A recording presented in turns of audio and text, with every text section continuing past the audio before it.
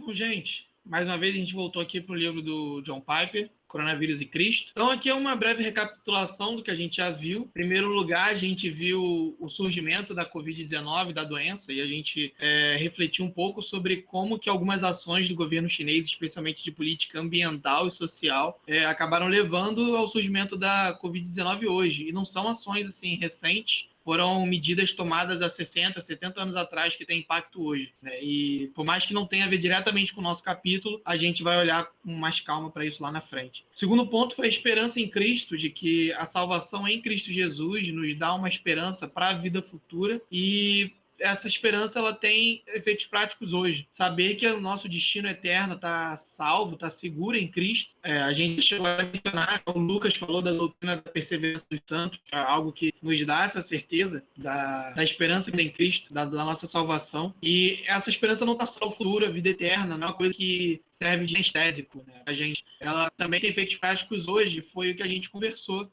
sobre alguns dos efeitos no presente da esperança cristã. Tem o seu objeto no futuro, mas a experiência dela aconteceu hoje, de que a gente se sente motivado a ajudar o próximo, de que a gente se sente motivado a fazer boas obras, e que a gente se sente motivado a fazer Cristo conhecido, porque Cristo é o motivo de toda essa esperança e essa segurança que nós temos. Hoje nós vamos olhar para o fundamento dessa esperança, que é a palavra de Deus. Ele é sólido e doce, e aí ele vai trabalhar no início um pouquinho com esses dois adjetivos, de que a palavra de Deus é firme, mas ao mesmo tempo ela tem uma natureza que nos agrada, no sentido de que nos dá prazer, de que faz nos sentirmos imersos, né, na palavra de Deus, a ponto de fazer com que ler a Bíblia seja algo prazeroso, não seja uma coisa enfadonha, ler um livro que foi escrito há muito tempo atrás, para uma outra cultura, para outra gente, enfim. E aí o John Piper começa falando das características da palavra de Deus, e aí eu gostaria de separar uns versículos para a gente ler aqui agora. A primeira é de que a Bíblia é eterna. Aí tem uns versículos, eu vou ficar com o Salmo 119 e eu vou pedir para outras pessoas aí voluntariamente abrirem em outros textos. Tá, vou ler 1 Pedro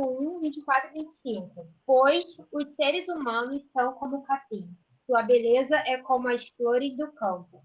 O capim seca e as flores murcham, mas a palavra do Senhor permanece para sempre. E essa palavra é a mensagem das boas novas que lhes foi anunciada. Isso, Salmo 33, 11. Quem achou pode ler aí. 33, 11. O conselho do Senhor dura para sempre, os desígnios do seu coração por todas as gerações. Perfeito. Eu vou ler aqui agora, Salmo 119, 89 e 152. Versículo 89. A tua palavra, Senhor, para sempre está firmada nos céus. Versículo 152. Há muito aprendido os teus testemunhos, que tu os estabeleceste para sempre. Segunda de Pedro 1, 21. Quem achou Eu pode posso ler. ler, peraí. Porque Sim. nunca, jamais, qualquer profecia foi dada por vontade humana.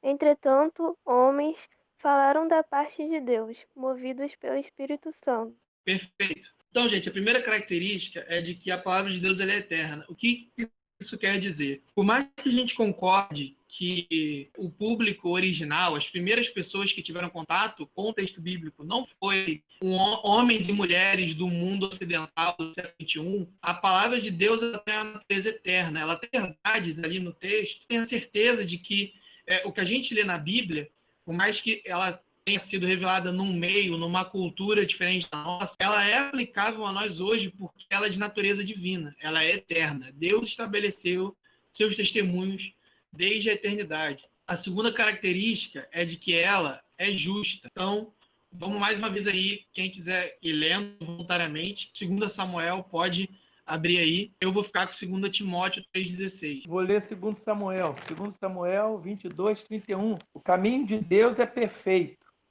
A palavra do Senhor é provada. Ele é escudo para todos os que nele se refugiam. Salmo 19, 9. Amém. O temor do Senhor é puro e dura para sempre.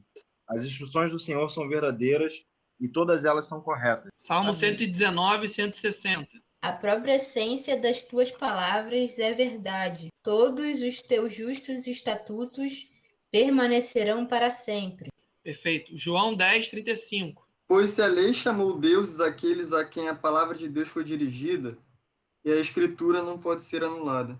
Jesus dizendo que a escritura não pode ser anulada. Agora eu vou ler 2 Timóteo 3, 16. 17 também, eu esqueci de colocar. Toda a escritura é inspirada por Deus e útil para o ensino, repreensão, para a correção e para a instrução na justiça, para que o homem de Deus seja apto e plenamente preparado para toda boa obra. Então, o que a gente viu aqui? De que porque a escritura, a Bíblia, ela é eterna, porque Deus estabeleceu o seu testemunho desde a eternidade, o que ele revela a nós na sua palavra é justo, ou seja, são princípios corretos, coerentes com a própria natureza de Deus e com as suas obras. A Bíblia, ela não é contraditória em sua mensagem. Segundo texto, aqui eu vou ler, Isaías 28, 29, é de que as escrituras elas trazem conselho sábio. Isaías 28, verso 29. Isso tudo vem da parte do Senhor dos Exércitos, maravilhoso em conselhos e magnífico em sabedoria. Porque a palavra de Deus ela é justa e baseada em princípios eternos, o conselho que ela nos traz é sábio, ou seja, o conselho de Deus é aplicável para nós, no nosso contexto hoje. A palavra de Deus também é agradável. Eu vou abrir em Salmo 19:10, enquanto outra pessoa abre em Jeremias 15:16. Olha só como é que tá Isaías 28, 29 na minha Bíblia, tá assim, ó. O Senhor dos Exércitos é excelente mestre e dá grande sabedoria ao agricultor. Nada a ver, né? O que você falou? Da NVT? É. Deixa eu abrir aqui em Isaías. É que eu tô lendo na NVI. Ah, tá. Deixa eu abrir aqui no contexto de Isaías rapidinho, para ver se tem alguma coisa a ver. É porque o contexto fala de cereal, então ele está falando mais de um... O profeta ele está usando a linguagem da agricultura para dizer que Deus ele é capaz de instruir até a pessoa mais simples, que é o agricultor. Ah, tá. Por isso que a NVT ela optou por uma tradução mais fiel ao contexto, entendeu? Sim. A NVI já pegou no sentido mais amplo. Diferente, né? Tá bom. Então vamos lá, Salmo 19:10. São mais desejáveis do que o ouro, do que muito ouro puro, são mais doces do que o mel, do que as gotas de favo. Então, se a gente olhar o versículo 9, diz: o temor do Senhor é puro, dura para sempre. As ordenanças do Senhor são verdadeiras, são todas elas justas. Ou seja, a palavra de Deus ela é mais desejável do que qualquer outro tipo de conselho. Quem abriu em Jeremias 15:16 pode ler aí. Achadas as tuas palavras, logo as comi. As tuas palavras me foram gozo e alegria para o coração, pois pelo teu nome sou chamado, ó Senhor, Deus dos exércitos. Amém. O profeta está usando a linguagem do comer, que a Bíblia também usa ao longo de vários outros textos, por exemplo, Apocalipse também usa, do comer do rolo, para dizer que a gente precisa se alimentar da palavra do Senhor. Ela é tão fundamental para a nossa existência que ela é como a comida que a gente precisa para nos mantermos vivos. Mas, ao mesmo tempo, esse tipo de alimento ele também tem sabor, ele é agradável, ele nos atrai. Então, a gente vê algumas características que tornam a Bíblia muito complexa. Ela não é só um livro de histórias, né? São princípios eternos, princípios coerentes com a natureza de Deus, que revelam conselhos que são aplicáveis para o nosso dia a dia. Meditar sobre esse tipo de conselho é agradável para nós hoje. Além disso, vou ler aqui João 6,68. A Bíblia é fonte de vida eterna. João 6,68. Simão Pedro lhe respondeu a Jesus: Senhor, para quem iremos? Tu tens as palavras de vida eterna. Ou seja, a palavra de Deus também é fonte de vida eterna. Ela faz com que a esperança que o John Piper falou lá no capítulo 1, a esperança que sabe que nosso destino está seguro, está guardado em Cristo, faz com que essa fonte jorre para nós no nosso dia a dia hoje, no presente. E nessa circunstância de pandemia de coronavírus, esse tipo de convicção é fundamental para que a gente encare com outros olhos as nossas dificuldades no presente. Né? Então, e o contexto desse texto aí de João, ele é muito interessante, porque Jesus tinha acabado de pregar um sermão duro, falando da sua missão, enfim, tudo mais, e as pessoas foram se retirando, porque eu acho que elas queriam ouvir uma outra coisa, né? E aí ele virou para os discípulos e falou: vocês também querem sair? Como se dizendo assim, fica à vontade. E aí Pedro então diz isso: para quem iremos nós? Porque só tu tens as palavras de vida eterna. É o que acontece hoje, né? Tantas pessoas ouvem a palavra de Deus, mas fogem dela, saem, não querem ouvir, porque elas corrigem, elas admoestam, elas disciplinam, e as pessoas só querem ouvir aquilo que o coração delas está pedindo, né? Exatamente, pastor. E isso é importante, até porque, por exemplo, eu trouxe aqui uma citação muito grande do John Piper, porque essa citação ela foi muito mal interpretada, porque ela está dentro de um contexto mais amplo, como a gente vai ver daqui para frente. O John Piper ele fala que toda essa circunstância da pandemia foi uma providência agridoce. Ele escolhe essa palavra aqui para dizer que, ao mesmo tempo, tem pontos positivos e negativos da situação que a gente está vivendo. Assim, bem traduzindo bem até o ponto. Como se Deus ele escolhesse o nosso sofrimento de maneira arbitrária simplesmente para satisfazer os seus caprichos. Mas não é isso. Vamos ler a citação por inteiro e depois vamos olhar para como John Piper desenvolve. Ele diz: a doçura de Deus não se perde nesse momento de sermos, o segredo de sermos entristecidos, mas sempre alegres, como diz lá em 2 Coríntios 6:10. Posteriormente, veremos de forma mais plena qual é esse segredo. Mas, agora, aqui está em uma única frase. O segredo de entristecidos, mas sempre alegres, é saber que a soberania que poderia parar a crise do coronavírus, ainda que não faça, é a mesma soberania que sustenta a alma durante esse tempo. De fato, mais do que sustenta, adoça. Adoça com a esperança de que os propósitos de Deus são bondosos, mesmo na morte, para aqueles que confiam nele. Essa citação tirada do contexto pode parecer que Deus arbitrariamente escolhe o nosso futuro, nosso destino, sem pensar nas nossas circunstâncias. Mas eu vou trazer de volta um texto que a gente leu quando a gente está estudando o primeiro capítulo, que resume bem o que o John Piper está querendo dizer e vai nos ajudar mais adiante quando estivermos olhando em outros pontos do capítulo. Porque o John Piper ele depois se pergunta: como que você sabe disso tudo? De que mesmo que situações difíceis, como a própria morte de parentes, morte de pessoas próximas, talvez a nossa própria, venha acontecer, Deus quer e faz aquilo que é bom para o nosso próprio futuro, para a nossa própria vida, que é ser imagem e semelhança de Jesus. Então, John Piper diz o seguinte: existe uma glória divina que brilha através da palavra de Deus, e essa glória fala direto ao nosso coração. E aí alguém poderia argumentar: mas isso não é subjetivo? Se essa glória divina fala ao nosso coração, eu poderia fazer da palavra de Deus o que eu bem entendesse, como o pastor bem comentou. Poderia usar a Bíblia para ouvir apenas o que eu quero. Mas ele vai dizer: essa glória divina, na verdade, é o fio condutor da narrativa das Escrituras. O que isso significa? De Gênesis a Apocalipse, existe um fio que conecta todos os livros da Bíblia. Por mais que aos nossos olhos possa parecer confuso, mas a maneira como eles estão organizados e foram escritos ao longo dos anos aponta para uma história que Deus quer contar. Então, o John Piper diz: a fé cristã não é um salto no escuro. A fé cristã, ela é confiar na história de Deus, na história que Deus conta na Bíblia. E que história é essa? Deus é o autor de uma história de redenção. Vamos abrir rapidinho em 2 Coríntios 4:4. Eu vou ler, porque esse texto é bastante esclarecedor nesse ponto. Diz o seguinte: o Deus desta era cegou o entendimento dos descrentes, para que não vejam a luz do evangelho da glória de Cristo, que é a imagem de Deus. E aí o ponto é: a história de redenção de Deus não é qualquer história de redenção, é a história de redenção em Cristo, no Deus que se fez carne, assumiu forma humana, morreu em nosso lugar e ressuscitou para nos dar a garantia de vitória sobre a morte. Então, quando a gente fala da história de redenção, a gente não está falando de um Deus que olha para o ser humano sofrendo no universo, no planeta Terra, e ele distante fica olhando e fala assim: puxa vida, tadinho dessas pessoas, eu vou acabar com esse sofrimento no estalar de dedos. Ou de um Deus quase que como um cientista resolve tirar a gente do sofrimento com uma pinça e a gente consegue finalmente ser livre. A maneira como Deus redime nossa história, nossa vida, é de uma maneira completamente inusitada para qualquer povo, para qualquer cultura, em qualquer tempo.